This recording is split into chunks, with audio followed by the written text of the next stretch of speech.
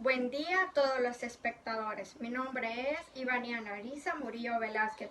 Somos el grupo número 6 que expondremos sobre glaciares y glaciaciones. En la actualidad, los glaciares cubren casi el 10% de la superficie terrestre. Sin embargo, en el pasado geológico, los casquetes polares cubrían enormes áreas con hielo de miles de metros de espesor. Y muchas regiones todavía tienen la marca de esos glaciares. Pero, ¿qué es un casquete polar? Es la gran masa de hielo que cubre terrenos, islas y mares en altas latitudes, tanto en el Ártico como en la Antártida. Son el conjunto de glaciares que cubren un polo de la Tierra o también de algún otro planeta, como sucede en Marte, cuyos casquetes polares son de hielo seco. Esto significa que no solamente en nuestro planeta Tierra existen masas de hielo, sino también existe hielo en lo que es Marte. Regiones como Long Island, los Grandes Lagos y los fiordos de Noruega y Alaska deben su existencia a los glaciares. Pero los glaciares, por supuesto, no son un fenómeno del pasado geológico. Ellos siguen esculpiendo y depositando derrubios en muchas regiones en la actualidad. Un glaciar es una masa gruesa de hielo que se origina sobre la superficie terrestre por la acumulación, compactación y recristalización de la nieve. Dado que los glaciares son agentes de erosión, también deben fluir. Aunque se encuentran glaciares en muchas partes actuales del mundo, la mayoría está localizada en zonas remotas. Los glaciares forman parte de dos ciclos fundamentales del sistema Tierra, lo que son el ciclo hidrológico y el ciclo de las rocas. Ahora les hablaré sobre los tipos de glaciares. Existen 5 tipos de glaciares, los cuales son glaciares de valle o también llamados glaciares alpinos, glaciares de casquete, glaciares de meseta, glaciares de desbordamiento y glaciares de pie de monte. Glaciares de valle. Existen literalmente miles de glaciares relativamente pequeños en zonas montañosas elevadas, donde suelen seguir los valles que en un principio fueron ocupados por corrientes de agua. A diferencia de los ríos que previamente fluyeron por esos valles, los glaciares avanzan con lentitud, quizás solo unos pocos centímetros al día. Debido a su localización, estas masas de hielo en movimiento se denominan glaciares de valle o glaciares alpinos. Los glaciares de valle pueden ser largos o cortos, anchos o estrechos, así que estas estructuras pueden variar. Glaciares de casquete. Estos glaciares existen en una escala mucho mayor.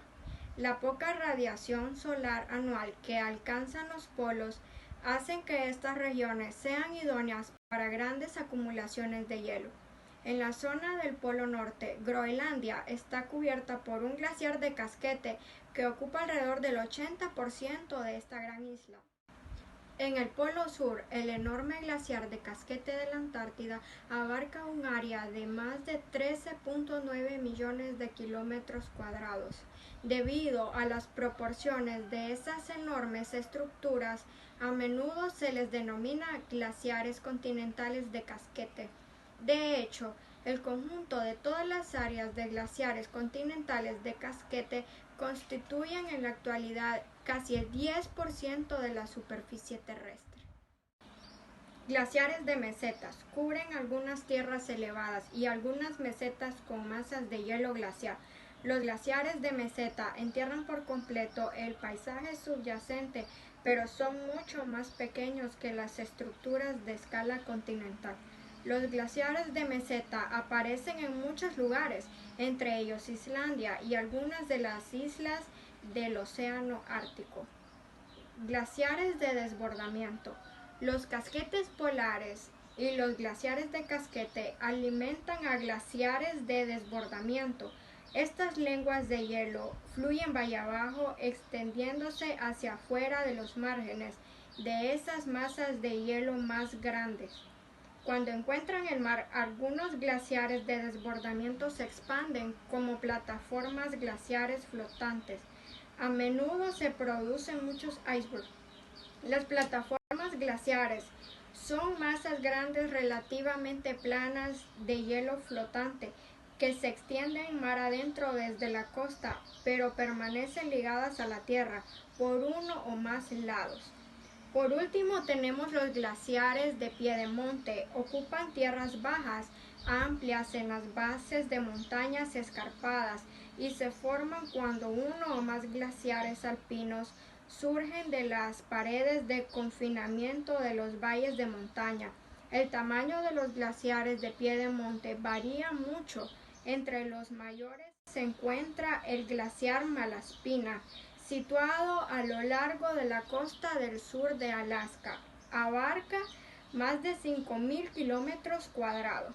Bueno, con esto finalizo mi participación en la exposición acerca de glaciares y glaciaciones. Buen día, mi nombre es Victoria Yarexabal de Fuentes.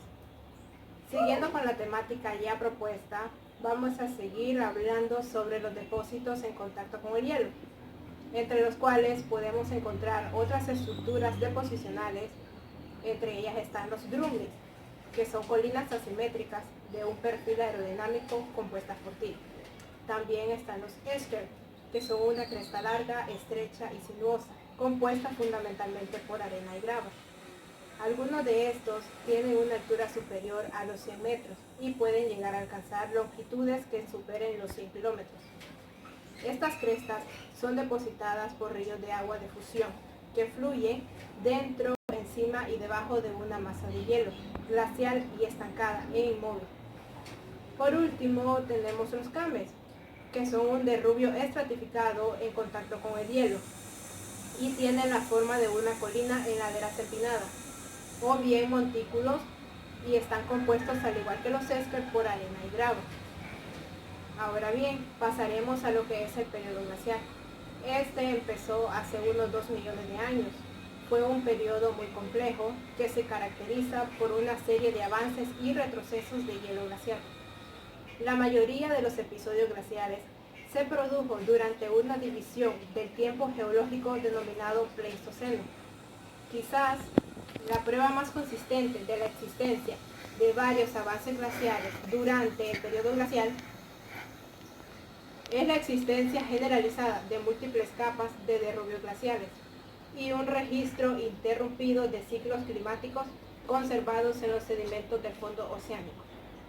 Además de todo el trabajo erosivo y todo el trabajo deposicional, otros efectos de los glaciares del periodo glacial son la migración forzada de organismos, cambios en los cursos de las corrientes, ajustes de la corteza por rebote, después de la eliminación de la inmensa carga de hielo y los cambios climáticos causados por la existencia de los glaciares.